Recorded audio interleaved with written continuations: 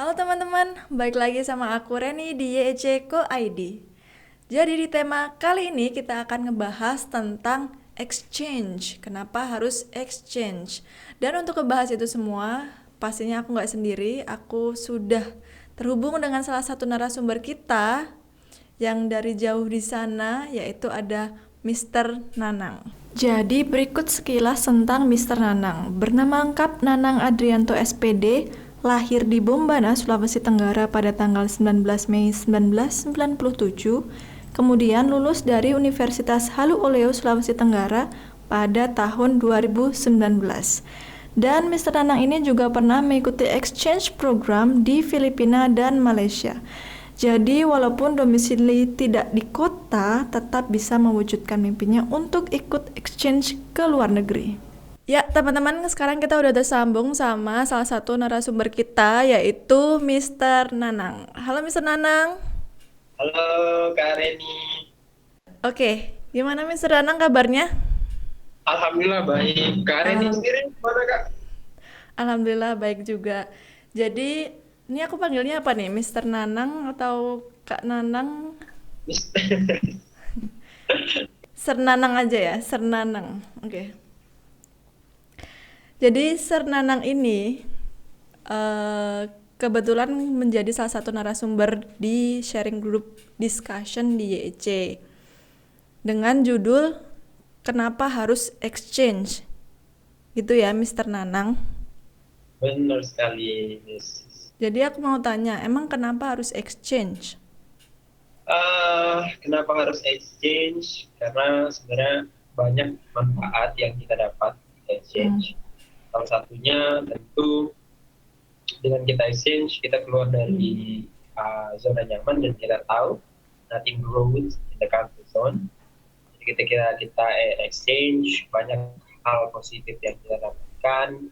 Salah satunya tentu ya kita keluar negeri jalan-jalan gratis, itu salah satu. Kemudian yang kedua adalah uh, bisa mengembangkan apa self confidence kita, kemudian the way we solve the problems.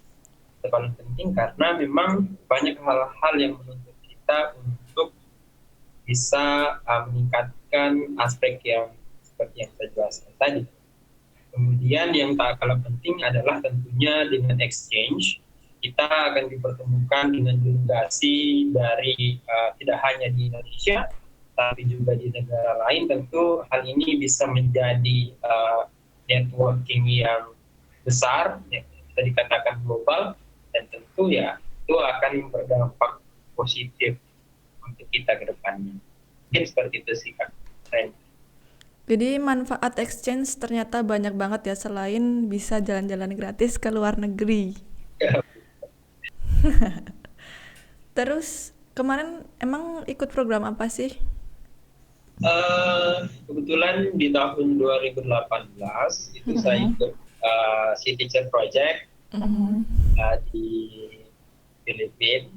Jadi ikut exchange ke Filipina tahun 2018. Terus? Kemudian di tahun 2019 kemarin Mm-mm. saya ikut program pertukaran pemuda antar negara, program dari Mm-mm. Kemenpora, yaitu program Indonesia Malaysia Youth Exchange Program. Indonesia, Malaysia. Oke.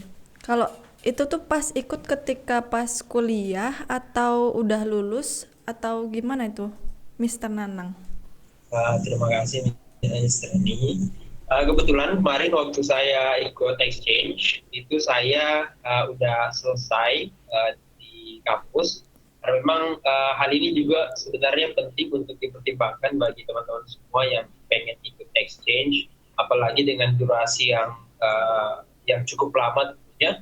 Tentu itu hal yang penting untuk harus dipertimbangkan. Jadi saya memilih untuk mengikuti exchange itu ketika saya selesai kuliah dan nggak ada lagi beban di kampus sehingga saya bisa lebih enjoy dan menikmati exchange yang saya ikuti tanpa terbebani dengan tuntutan di kampus kayak seperti itu.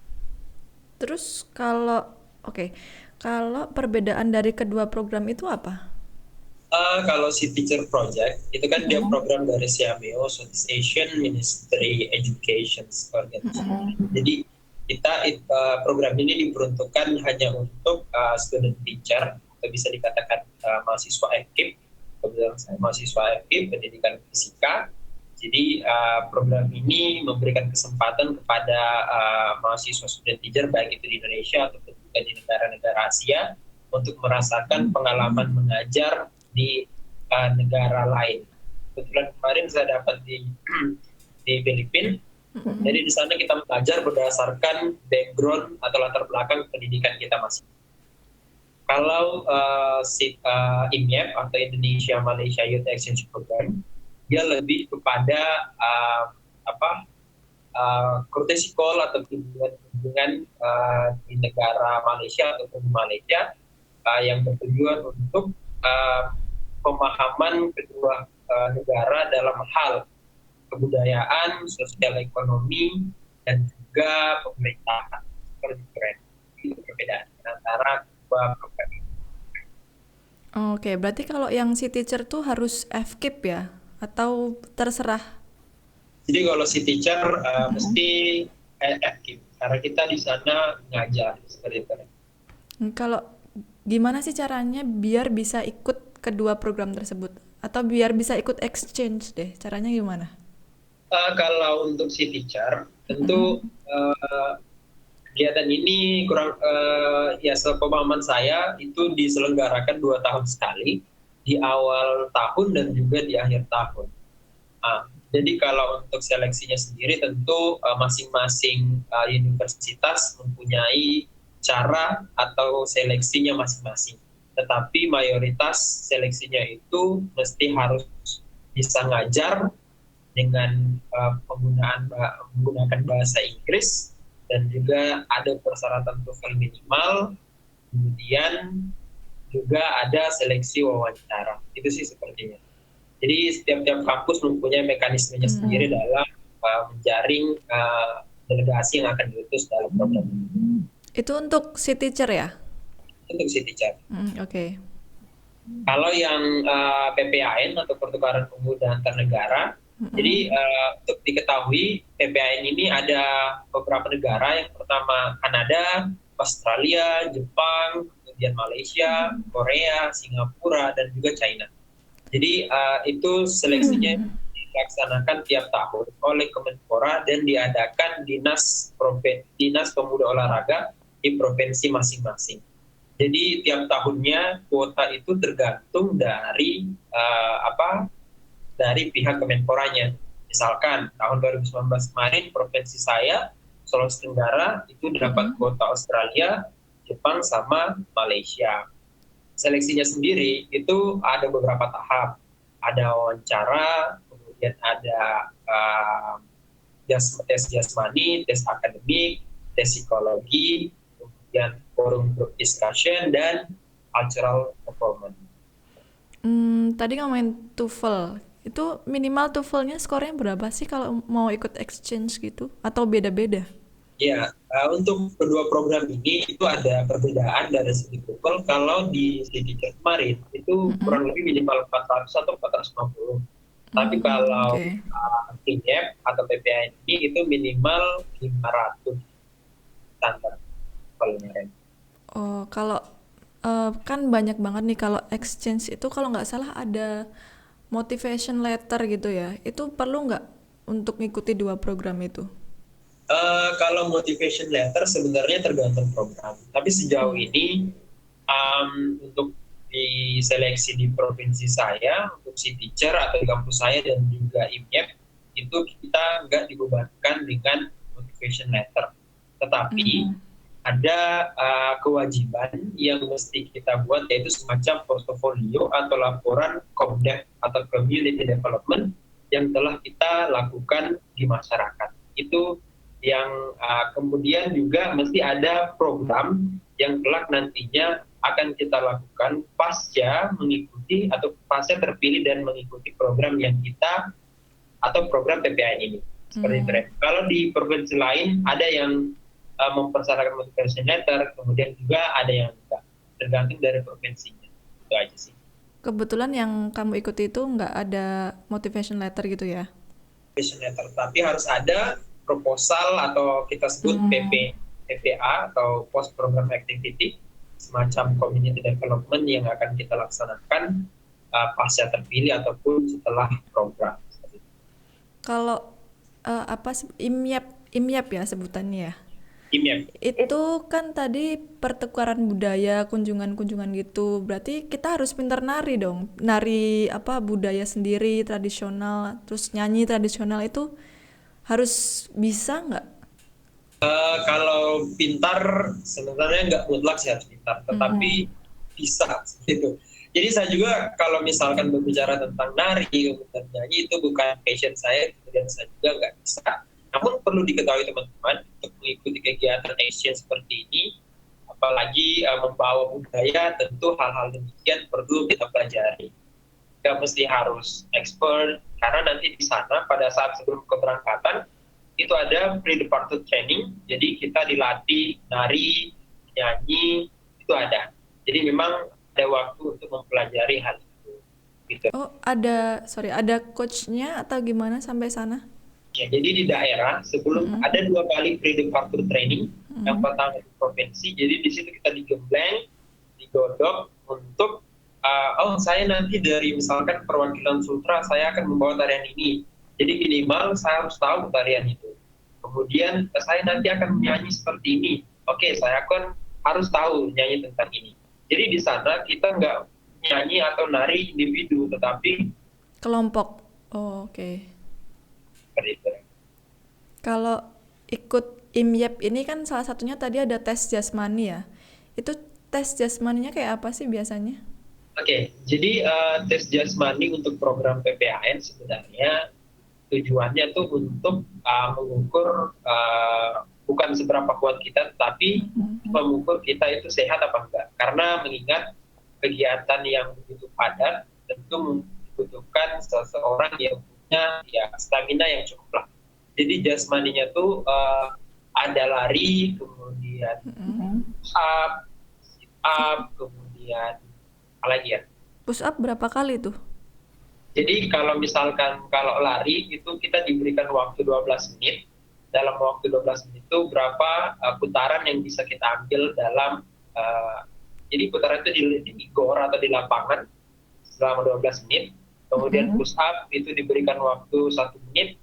Berapa push up yang bisa kita lakukan, kemudian begitu pun juga sit up dan back up. Itu cowok cewek sama porsinya? Cowok semuanya. Oh, gitu. Ya.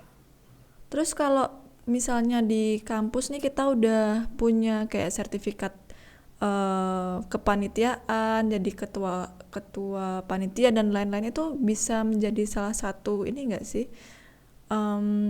Syarat pendongkrak CV kita untuk ikut si exchange tersebut. Betul sekali. Jadi kayak sertifikat program, organisasi dan sebagainya tentu itu akan menjadi nilai plus. Tapi sekali lagi itu nggak mutlak. Tapi kalau ada itu jauh lebih bagus akan menjadi nilai plus. Jadi sebanyak kegiatan atau program yang telah kita ikuti tentu akan bernilai dampak positif. Jadi hal ini merupakan hal yang penting yang harus dipersiapkan menurut saya sebenarnya. Tidak hanya untuk exchange, tetapi setelah itu melamar beasiswa dan sebagainya, CV itu sangat penting. Oke. Jadi kalau ngomongin exchange itu kan bayangannya tuh biasanya enak nih ke luar negeri bisa jalan-jalan. Nah, aku mau tanya, permasalahan apa yang sering ditemui ketika ikut exchange? Permasalahan kalau ya sebenarnya permasalahan pada saat ada sebelum, setelah, kemudian juga pas ya, tetapi bukan lebih kepada hal permasalahan yang kayak gimana, tetapi semua itu ya proses pendewasaan menurut saya, di mana pada saat kita mengambil keputusan ataupun bertindak. Karena pada dasarnya kita membawa nama, tidak hanya membawa nama provinsi, nama daerah, tetapi juga nama Indonesia. Iya, betul. Ya, itu sikap atau behavior kita itu harus dijaga. Karena mencerminkan negara tersebut ya, negara kita pastinya. Bukan hanya dijudge, oh Reni atau saya negeri ini, tetapi Indonesia secara umum, karena itu yang paling penting harus dijaga. Itu sih kebiasaan Oke. buruk, itu kebiasaan buruk selama ini ya, itu yang harus perlu dikontrol gitu. Oke. Terus kalau tipsnya biar lolos seleksi ikut exchange itu gimana? Kalau saya secara pribadi mungkin setiap orang punya apa tips masing-masing, tapi kalau saya pribadi yang paling pertama itu kita mesti tahu diri kita timbang orang lain. Artinya kita tahu apa kelebihan kita, apa kekurangan kita, ya tentu analisis semacam SWOT, apa strength, weakness, threat, opportunity itu mesti kita tahu. Sehingga pada saat tes kita bisa menonjolkan, oh kelebihan saya ini, sisi unik saya di sini. Kemudian kelemahan saya, oh saya misalkan lemahnya di tari, saya lemahnya di nyanyi. Apa nih yang bisa saya lakukan untuk menutupi kekurangan saya? Kan seperti itu. Intinya, jika kita berhadapan atau mendaftar program exchange, tentu masing-masing orang punya kelebihan masing-masing. Jadi sebisa kita menampilkan keunikan kita, kelebihan kita, kemudian kelemahan kita bisa tutupi, itu bisa menjadi poin. Kemudian yang paling penting untuk mengikuti PPAN, hal yang paling penting dimiliki adalah riwayat community development yang telah kita lakukan atau pengembangan masyarakat. Itu paling penting karena pengembangan masyarakat ini dia mengukur kita kontribusi nyata dan real terhadap masyarakat. Misalkan saya pernah ngajar di daerah terpencil, bangun organisasi untuk anak-anak di pesisir, kemudian membangun perpustakaan, kan seperti itu. Itu merupakan kontribusi real dan dari sekarang mesti harus dipersiapkan dan pastinya itu akan menjadi poin untuk teman-teman yang ingin mendaftar exchange. Itu sih tips dari saya. Dan Oke. yang paling penting jadi diri sendiri. Oke, baik, baik, baik. Terus berarti tuh bahasa Inggris itu basic banget ya yang harus dikuasai kalau mau ikut exchange. Ya benar sekali. Jadi bahasa Inggris memang hal yang basic atau fundamental yang harus dimiliki ketika kita mendaftar exchange. Jadi bahasa Inggris itu, jadi setiap item seleksi itu mempunyai persentase masing-masing. Jadi bahasa Inggris itu 10%. Ya, jadi dasar yang harus dimiliki untuk Oke. mengikuti exchange. Ya, Kalau ngomongin si teacher nih, ya. si teacher itu kan ada di beberapa negara kayak Filipina, Malaysia, terus Thailand. Oke, kalau kalau di Thailand itu waktu kemarin tuh ada salah satu audiens yang menanyakan, teman saya keterima si teacher tapi di Thailand. Terus dia pastinya harus bisa bahasa Thailand dong, karena nggak bisa kita pungkiri bahwa di Thailand itu nggak semua masyarakat di sana itu bisa bahasa Inggris, dan mungkin malah lebih prosentasenya lebih dikit gitu kan yang bisa bahasa Inggris. Itu emang harus bisa bahasa Thailand ya? Sorry. Sebenarnya mesti bahasa Thailand atau enggak sih menurut saya. Hanya memang penempatan di Thailand itu ketika kita mungkin mendapatkan international school, mungkin kita akan menolong kita, ya memang kita harus menggunakan bahasa Inggris. Tetapi permasalahannya datang ketika kita ditempatkan di daerah kayak semacam pelosok atau daerah-daerah terluar daripada Thailand, yang memang kebanyakan mendapatkan masih menggunakan bahasa Thailand sebagai bahasa sehari-hari dan bahasa Inggris sangat minim.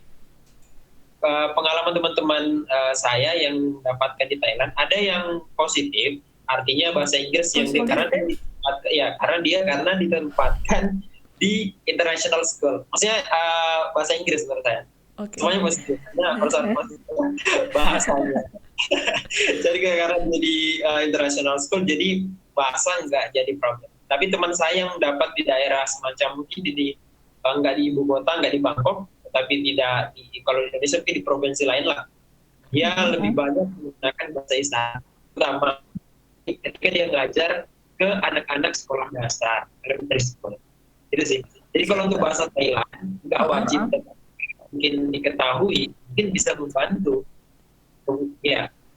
Kemudian kan di teacher itu kita nggak bisa memilih negara mana yang akan kita tuju kan. tergantung dari official dari sana kita ditempatin. Oke, berarti harus dicatat bahwa nggak wajib bisa bahasa Thailand ya, walaupun ditempatkannya nanti di Thailand gitu. Betul sekali. Oke, sekarang aku mau tanya pelajaran terbaik, bukan pelajaran, apa sih pembelajaran ya? Pembelajaran terbaik selama ikut exchange itu apa? Pembelajaran terbaik selama mengikuti exchange ya tentu karena kita dipertemukan dengan delegasi dari berbeda provinsi di Indonesia dan juga dari negara lain, tentu membuat kita nilai bahwa memang setiap orang tuh mempunyai perbedaan dari segi budaya, adat istiadat, karakteristik dan sebagainya. Dengan program exchange ini yang bertujuan untuk mutual understanding itu membuat kita lebih paham, oh ternyata perbedaan itu seperti ini.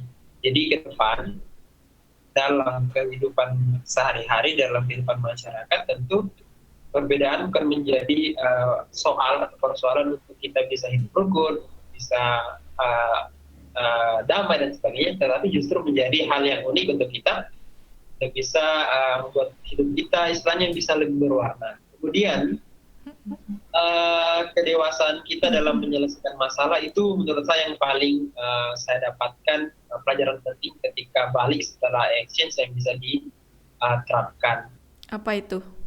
Ya, karena di program itu kan setiap kita dibagi ke dalam PIC atau bidang masing-masing. Ada PIC protokol, ada PIC health, ada PIC kemudian art and culture. Jadi setiap orang di sini punya job desk-nya masing-masing.